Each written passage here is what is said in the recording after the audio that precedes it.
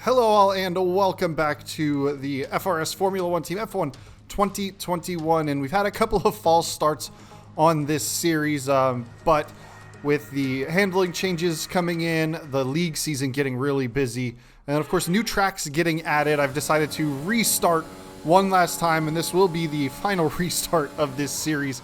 We're back at Bahrain into qualifying for the first time, but I have essentially run the entirety of the season already, and now I'm going back and doing the editing and commentary additions. So I'll do my best not to accidentally spoil anything. I'll talk mostly just about the races, but only mentioning it just for the fact that there is an entire season done in this MyTeam car.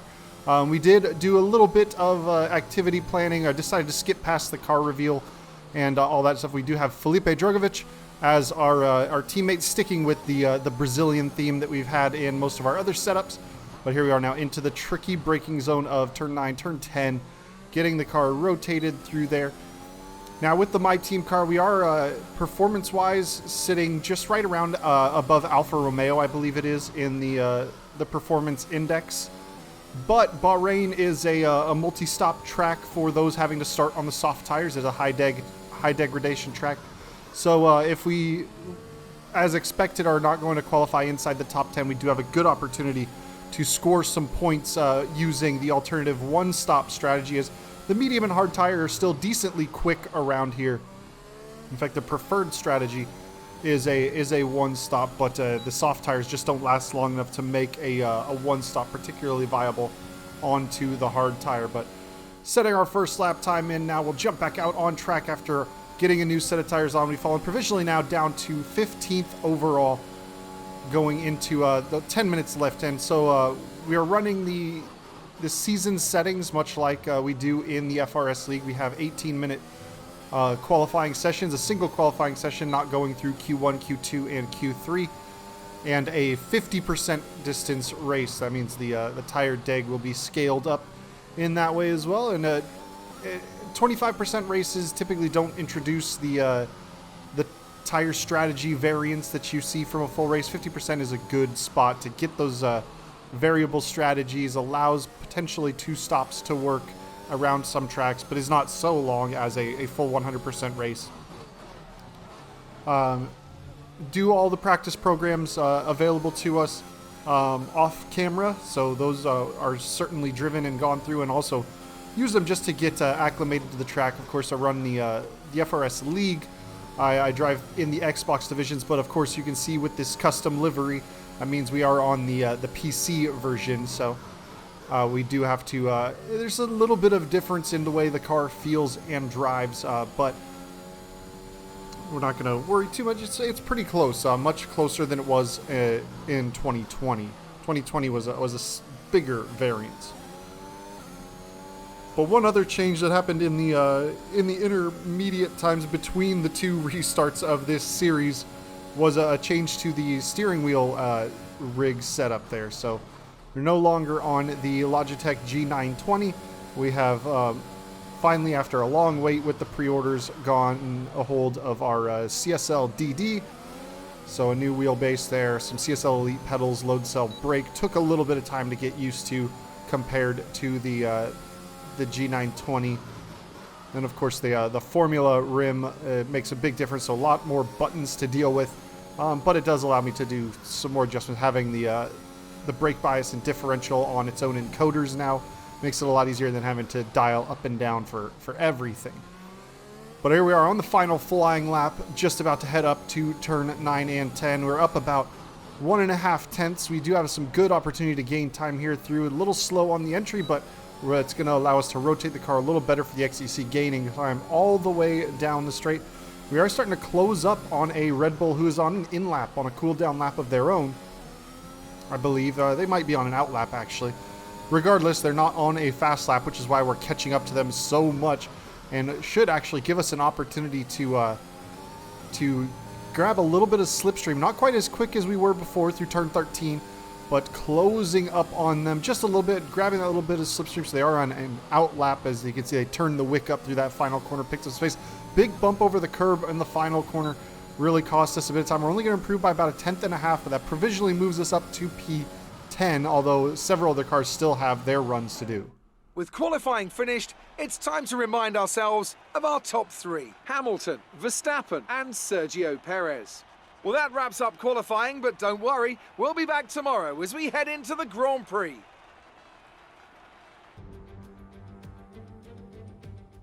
Months of rumour and speculation all come to an end today as we return to racing for the opening event of what promises to be an enthralling season.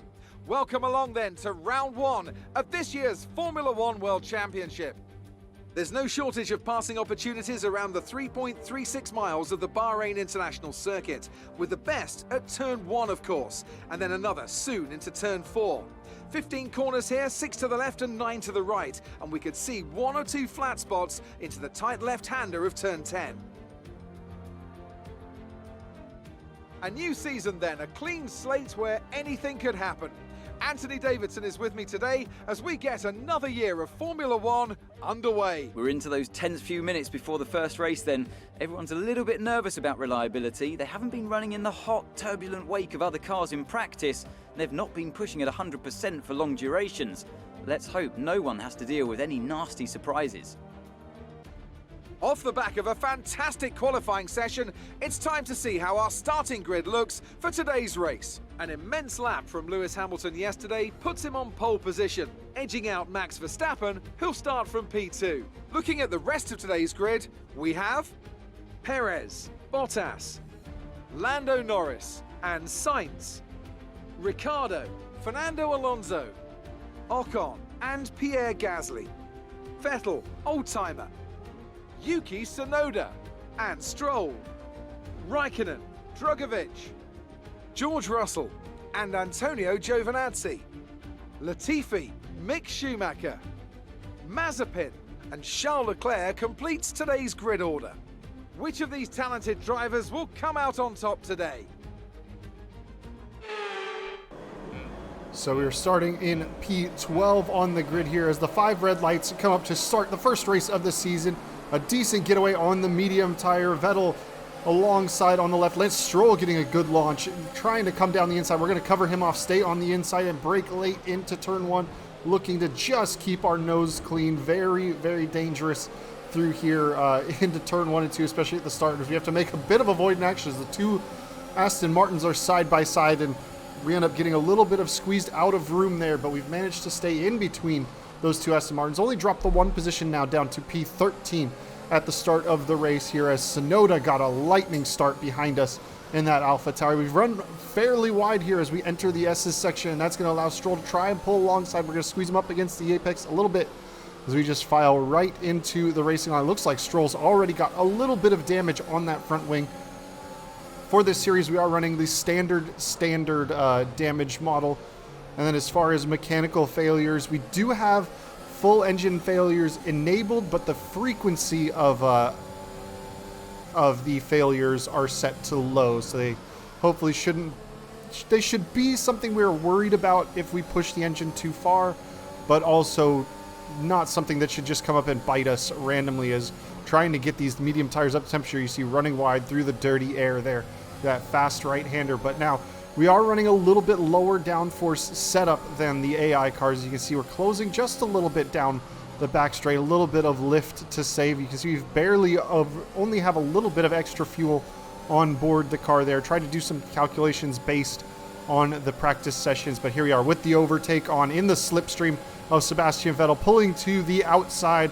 That'll give us the inside of turn 2. Now trying to be brave on the brakes as he's going to get boxed in by Tsunoda in the Alpha Tower there. We're just going to have a little bit of a move through turn 2, but a big snap of oversteer getting on the power there. But we're able to get the throttle down and move forward. So now we're back up into our starting position of 12th and now have our eyes ahead on Yuki Tsunoda in the Alpha Tower. Esteban Ocon, the first of these soft tire runners we can see, not really breaking away from the pack and making too much use of those soft tires. So we do have the opportunity to really attack, and it looks like there's another Alpha Tower of Pierre Gasly, another step just up the road there. So if in the opening stint we can get ourselves in amongst the soft tire runners, that should give us a good opportunity to perform well over the course of this race.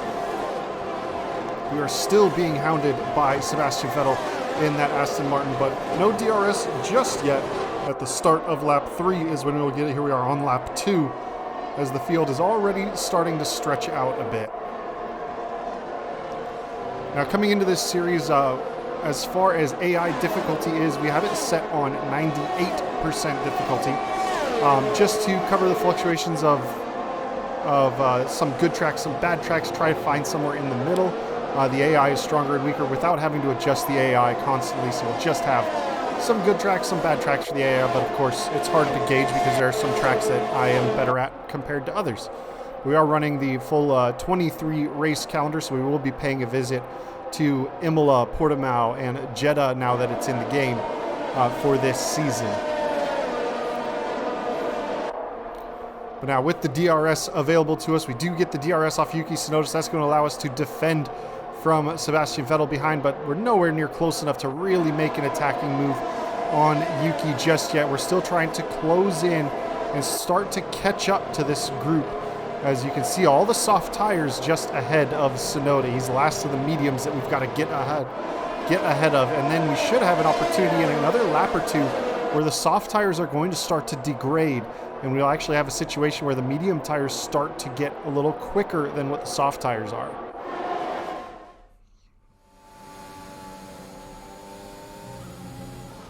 So now here we are jumping ahead to lap 5 of 29 now, right in the wheel tracks of Yuki Tsunoda with that overtake on. He's going to be in the DRS zone of the car ahead, so we're going to try and break around the outside. He's a big lockup into turn 14, so we have to kind of give him space to avoid from getting run into, but that's going to give us a decent exit out of the final quarter. Now, even though he has DRS, we have DRS picking up the slipstream off of him as well. Now we're closing up on Esteban Ocon in front. Hard on the brakes. We're going to have to swing way wide to avoid Esteban Ocon, who's slowing down, but that's going to allow us to take a long line, get some momentum up through turn 2, and then the power down through turn 3, and we're close enough to Ocon to get DRS off of him, as Vettel is going to try and make a move alongside Yuki Tsunoda behind us. So that's going to give us an opportunity to kind of run away if they can keep fighting, but it does look that, yes, Sebastian Vettel in the rearview mirror there has made that move stick and has moved himself up past Tsunoda. So Tsunoda down 2 positions in just 4 corners on this lap, and that's going to put us right on the back of Esteban Ocon here, who is running about 4 seconds off the back of Pierre Gasly, so not keeping those soft tires quite in the window that he would need them to be. He has lost a lot of pace compared to the rest of the group, as we are up into 11th place now and well within the DRS range of Esteban here. So now it's just going to be a matter of staying right in the wheel tracks here. We don't necessarily want to make an overtaking move down this back straight between turns 13 and 14 because of the DRS detection point. We don't want to make a move on Ocon and then give him free DRS down the main straight. So we are going to use the overtake just a little bit out to get out of the corner. We're going to catch a little bit of clean air on our nose, but lift and coast into the DRS detection point, not go past it now, just focus on getting as much of an exit as we can. The overtake is now on, DRS open in the slipstream, and we should have plenty of pace to make it past Ocon, who is defending to the inside. Here we are going around the outside into the braking zone. We have to go fairly deep here, leave him the space on the apex, see that front wing just alongside our tire, make sure we don't make contact, but we are going to finish that move off from him. He's going to have DRS on us because of where we made the move, but Sebastian Vettel is on the attack as well behind, as Ocon is having to worry about the car behind and not able to re-attack us. Our gap to the car in front is 4.3 seconds. So we've got that 4.5 second gap to Pierre Gasly in front of us. 7 of the 29 laps of this opening race of the season completed. And tires are feeling decent so far, as you see, making some adjustments to brake bias and differential settings coming into turn 10 to allow the car to really rotate and then start to get the power down. Now, as these higher speed corners, we're going to lock the differential a little bit more. That's going to help just drive the car a little bit more. For those lower speed hairpins, though, we typically want to open up the on throttle differential setting because it'll just help the car rotate a little bit more. We won't have quite as aggressive of a loss of traction when we're getting the power down, but for these medium to high speed corners, definitely want that locked, because when we put that foot down, we want to really gain as much launch as we can. It can be a couple hundredths in time difference if you get the diff settings right there. and it also is just going to help save and use the tires. We are being a little bit front limited on the tires. We are taking more life out of the front, so the more we lock the rears, the more we can use the rears to help rotate the car and hopefully take a little bit of load off of the front tires. But we're going to jump ahead now, as we just a couple of laps ago made the move on the pitted cars. Now we're running in the lead of the race, as all of the soft tire runners have come in to make their pit stops, and of course we were the lead of the medium tire runners, but we have a Red Bull of Max Verstappen all over the back of us on much fresher medium compound tires now in the DRS zone, closing up on the back of us. He is going to slipstream. Have a look to the inside. It's not something we're going to fight to. We're going to try and leave him a bit of space, but he bounces on the curb and then makes contact with our rear tire there. We tried to leave him space on the apex, but he took too much of the curb, unsettled the car, and made contact. And unfortunately for him, and fortunately for us, it was only him taking that spin on it. So he's going to drop a little bit out of the running there, as it was about a half spin. Should be able to recover that car, but we get a little bit more daylight, as you can see Sergio Perez, the other Red Bull, attacking the sister team, the AlphaTauri, in the background there. Or rather, that is Sebastian Vettel. That was not the AlphaTauri.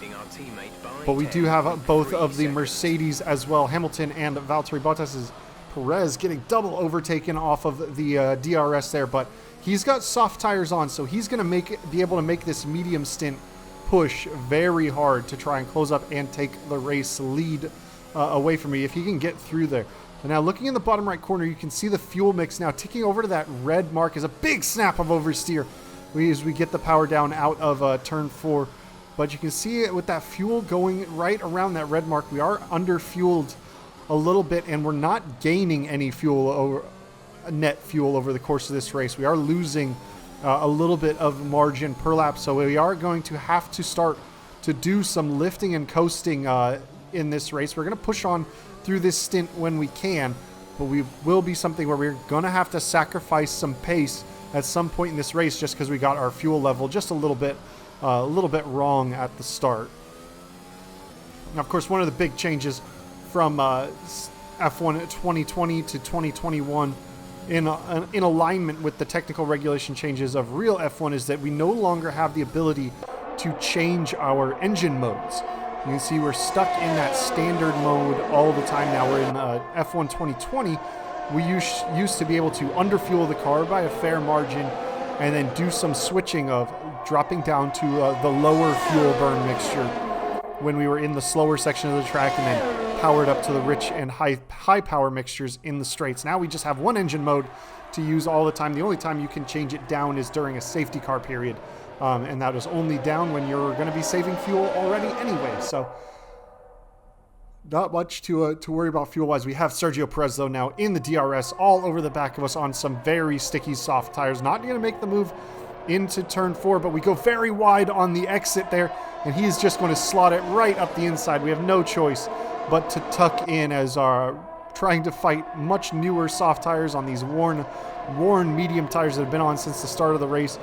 Really just a losing battle, and we were expected to get kind of swallowed up by the lead pack. It's just going to be a matter of how much time we can hold in those positions, so that when we make our only pit stop and they still have one more to go, we can still be competitive when they shuffle back out. But we do get the DRS off of Perez there, but not close enough to make any kind of overtaking or attack move on him up the hill into turns 12 and 13. And we should see Perez just about get that 1 second gap on us, although we do have a little bit more straight line speed down this back straight, owing to running just a little bit less wing than the AI cars are running around Bahrain here. But we are going to instead come into the pits, so hard on the brakes, find that limiter line, and it is time for us to make our one and only pit stop of the race, get a fresh set of boots on. A few cars coming in behind us as well to come in for new sets of tires, and it is going to be the hard compound of tire that we grab on there. So off go the old, on go the new, away we go. 2.3 second pit stop. We'll see where we filter out. We've got Sonoda going by, Mick Schumacher coming, or it was Ocon going through, but Mick Schumacher coming out alongside the Hassel, and the cold tire's a little slow getting the getting the brakes in as we're just trying to leave as much space as we can for Mick there. As he's swinging all the way to the outside, we're going to try and utilize that DRS, not get held up by Mick, who is in a much slower car in the Haas, and now start to strike off after Esteban Ocon, who's gone for another set of soft tires. So it's a bit of a mixture between the two stop runners going soft medium or soft medium. So that middle stint has had some different options chosen as we're just at about the halfway point of this race. Lap 14 of 29. Now we are down in 13th place, but we are within the pit window of quite a few cars ahead that are having to make a two-stop strategy work. And of course, cars like Antonio Giovinazzi, who you can see on the medium tires, have yet to make even their first stop and will likely be coming in fairly soon. But now I just have to kind of massage the hard tire up to temperature. It is not very grippy on the first lap out, so you have to be pretty careful not to make any big mistakes and get those tires up to the operating window. But once they're in optimum window, you can push them fairly hard. And you can see just coming up on the timing screen on the top left, Max Verstappen on another set of soft tires pushing to catch up with us. So now we're past Drogovic, Giovinazzi, and Sebastian Vettel in the pit stop phase. They're only on one lap newer tires than those guys. And now we will see what we can do. We're in the top 10, so just inside the points paying positions. Now jumping ahead to lap 17 of 29, as Esteban Ocon now is closed up a little bit. Now we're gaining on Lando Norris and Esteban Ocon, who have both come into the pit lanes. Max Verstappen, though, catching us on those soft tires. There is the McLaren of Lando Norris just ahead as we're moving up now to P6. Now, if you look in the bottom right corner, there's a little red triangle warning sign. That is a first of our mechanical failures of the season. We have a DRS fault. So luckily our DRS is stuck down, which means we get to stay out and not worry about spinning the car around by having no rear wing. But in the overtaking opportunities, if we are able to close up to the 1 second margin of another car, we are not going to be able to use that DRS. So it is going to cost us some straight line pace and really the opportunity to fight back from a move. But Max Verstappen on the very, very quick soft tires closing up behind us.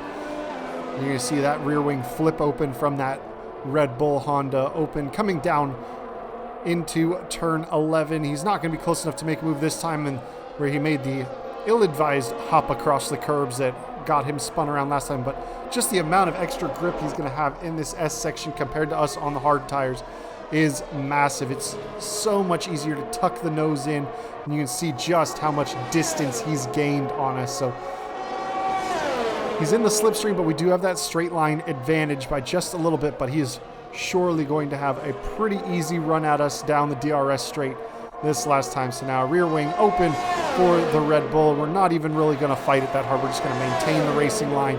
Inside he goes, tuck into the slipstream a little bit just to grab a couple of milliseconds of toe there, and he is through. Now we would be close enough to get the DRS down the straight, but it's been repaired. So we just at about the right time, the DRS fault was resolved by the pit wall. They managed to find the issues that were causing it. But now we're going to jump ahead. One thing that happened, Max Verstappen apparently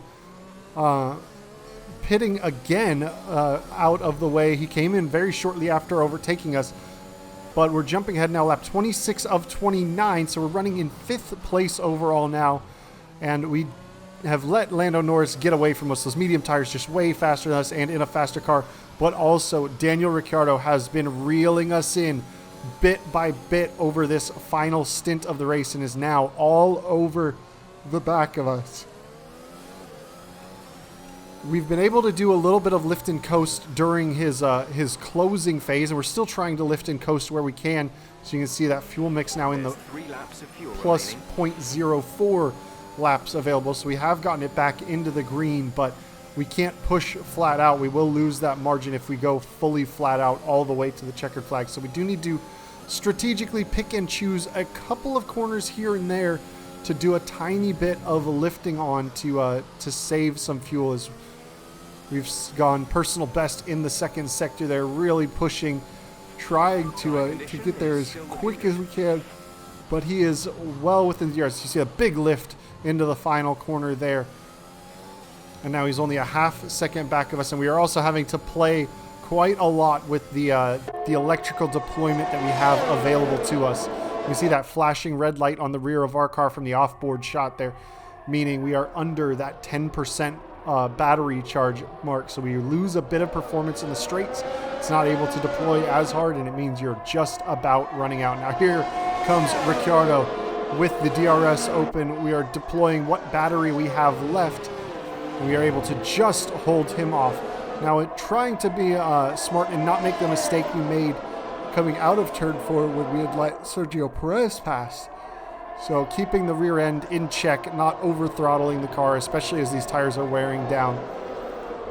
Trying to avoid any kind of mistake in this final couple of laps here, but Danny Rick really just all over our gearbox. It's going to be quite a fight to try and hold him off here, as there's a bit of a snap getting the power down, a little bit of wheel spin, but once again able to just hold off from the McLaren behind.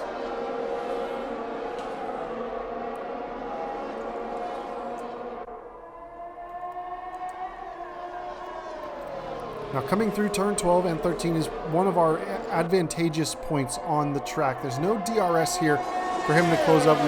We are trying to break the slipstream just a little bit in order to not give him any kind of help down that back straight. We are just a little bit quicker than them. And now you can see flipping that rear wing open once again, that red light flashing, same as last time around. We're defending, moving all the way inside, going to force him around the outside. Now under braking, he's pulling alongside, a little bit of a nose ahead as we squeeze him to the outside, giving him space on the track, and he is just about alongside. Now we are going to fight all the way down into turn 4. Neither of us having the DRS on the brakes. We're able to just about outbrake Daniel Ricciardo, and now Charles Leclerc is getting involved. I believe that is Charles there.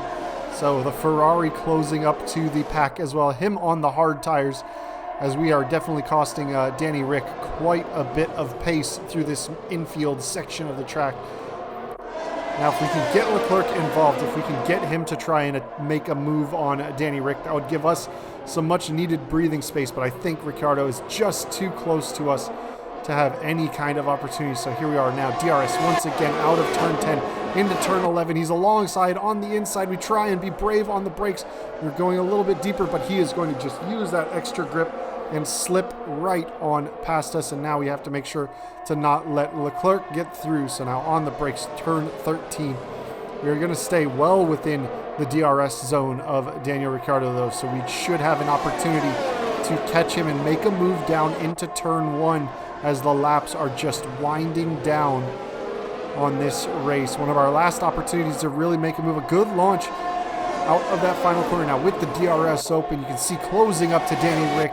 Closer and closer we go. Are we going to have the opportunity to make a move? We pull out to the inside on the brakes. Danny Rick locks up into turn 1. A little bit of wheel-to-wheel contact there through turn 1, but we're able to get him into turn 1 and take that P5 back. We are actually just behind him at the detection point for the turn 4 straight, or the second DRS straight, so we are able to utilize that little bit of DRS to hold him off there. And on that final lap, we are able to hold that position. Now we just need to make sure he's not going to be able to make a move like he did last lap into turn 11.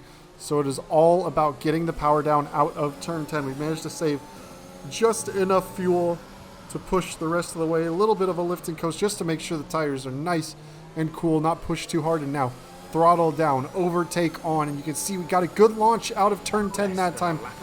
And closing, but not nearly enough, is going to be Danny Rick. Sergio Perez takes the maiden race win, the first race win of the season, both Mercedes in hot pursuit. Valtteri Bottas taking that fastest lap in P2, Hamilton third, Lando Norris crossing the line in fourth, and now we're going to burn the rest of our battery as we are holding off the other McLaren for 5th place in our first race of the season. It's a result that flatters the car a bit. We're definitely not there on pure pace.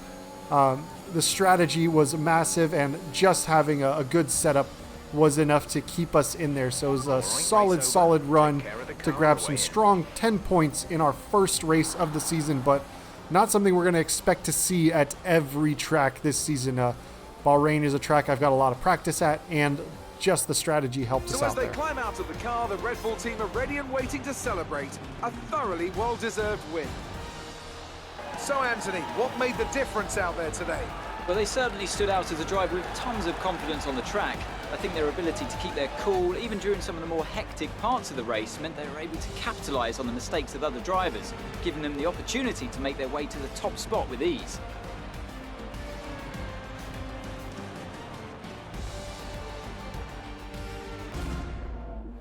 Red Bull are our winners today after showcasing some incredible driving. There's been a huge push from them lately to stay competitive with the other teams, and they're certainly proving themselves.